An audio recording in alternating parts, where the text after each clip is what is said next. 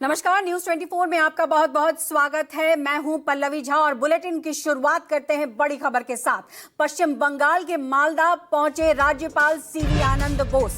पश्चिम बंगाल के राज्यपाल ने सीएम ममता की अपील को ठुकरा दिया। सीएम ममता बनर्जी ने की थी दौरा न करने की अपील। वहीं मुर्शिदाबाद में हालात का जायजा लेंगे सीवी आनंद। हिंसा प्रभावित इलाकों में जाएंगे सीवी आनंद बोस। तो बड़ी खबर, मुर्शिदाबाद में हालात का जायजा लेने के लिए इस वक्त राज्यपाल वहां पर पहुंच चुके हैं। हिंसा प्रभावित इलाकों में जाएंगे सीवी आनंद बोस। मालदा और मुर्शिदाबाद जाने की बात कही जा रही है। हालांकि ममता बनर्जी ने उनसे अपील की थी कि इस वक्त वहां ना आए। Which was certainly very heart-rending. I am going to the field to see for myself the realities in the field.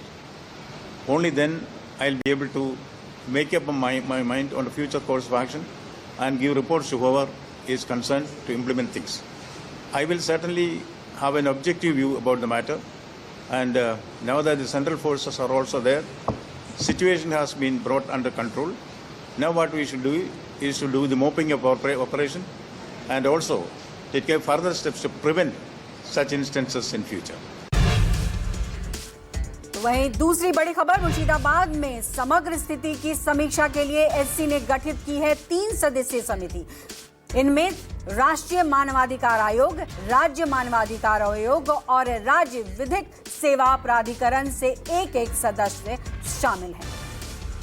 तो मुर्शिदाबाद हिंसा में 3 लोगों की मृत्यु के बाद से 3 सदस्यीय कमेटी का भी गठन सुप्रीम कोर्ट की तरफ से कर दिया गया है। और इसी पर और ज्यादा जानकारी के लिए सीधा रुख करते हैं अपने संवाददाता मनोज पांडे का। मनोज, जिस तरीके से मुर्शिदाबाद की घटना के बाद से हम देख रहे हैं कि सियासत तो हो ही रही है, हालांकि जांच को लेकर भी कई तरह के कवायद भी हो गए और अब हाई कोर्ट से जिस तरीके से निर्देश आया है, क्या कुछ इस वक्त क्या टीम पहुंची है, किस तरीके से इन्वेस्टिगेशन आगे बढ़ेगा?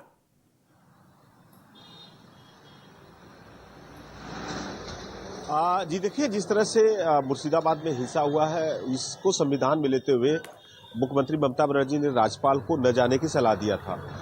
पूरा परिवार जैसे वहां पे जो मालदा का है, वहां पे एक राहत शिविर में वैष्णो नगर में रह रहे हैं। वैष्णो नगर से कुछ परिवार, करीबन 5 से 6 परिवार कल राज्यपाल से मुलाकात किया और अपनी वहां पे आपबीती सुनाई। उसके बाद राज्यपाल ने निर्णय लिया कि उन्हें वहां मुर्शिदाबाद में उस क्षेत्र में जाना चाहिए। मालदा में जहां पे वैष्णो नगर में जिस राहत शिविर में परिवार रह रहे हैं, उनके दुखों को सुनना चाहिए और कैसे उनको वापस जो वहां उनके घर है वहां पे उनको वापस जाएं और शांतिपूर्ण ढंग से रह सके। देखिए, राज्यपाल का दौरा ये अहम माना जा रहा है। राज्यपाल पहुंच रहे हैं यहाँ पे और इन दौरों पे करेंगे, जब यहाँ पे राहत शिविरों में जाएंगे, उन परिवारों से भी मिलेंगे।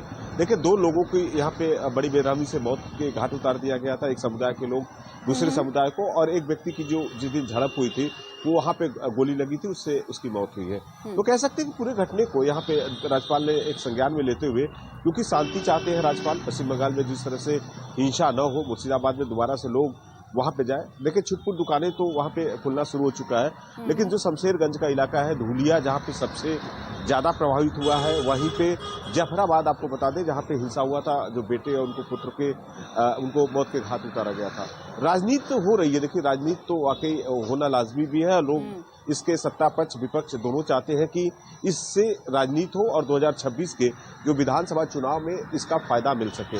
लेकिन यहाँ कोई दो राय नहीं है मनोज कि नुकसान देखिए आम लोगों की हो रही है, किसी का बेटा मारा जा रहा है, किसी का, बिल्कुल इसमें कोई दो राय नहीं है। और जाहिर तौर पर देखिए, चुनाव के मद्देनजर तमाम तरह के सियासत खेल दिखेंगे। ऐसे में जिस तरीके से ममता बनर्जी, जो कि बंगाल की चीफ मिनिस्टर हैं, उन्होंने आग्रह किया था, उनकी अपील को ठुकराया गया, इसके पीछे की क्या वजह रही? और दूसरी बड़ी बात कि शुभेंदु अधिकारी ने भी कहा कि एनआईए जांच होना चाहिए। तो जिस तरीके से जांच को लेकर के हाईकोर्ट ने भी पहल की है, लेकिन एनआईए की जांच को लेकर शुभेंदु अधिकारी का कहना, उधर उनका अपील करना कि आप मत आइए, क्या कुछ इशारा कर रहा है?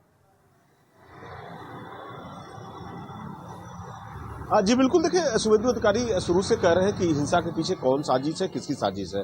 कोलकाता हाईकोर्ट में एनआईए की अपील किया गया है कि एनआईए जब टीम जाएगी, पूरे तथ्यों को वहां से लेके आएगी, आखिर इसके हिंसा किसने किया, कौन सा था, क्यों हिंसा हुआ, सारे चीजों का जांच होगा।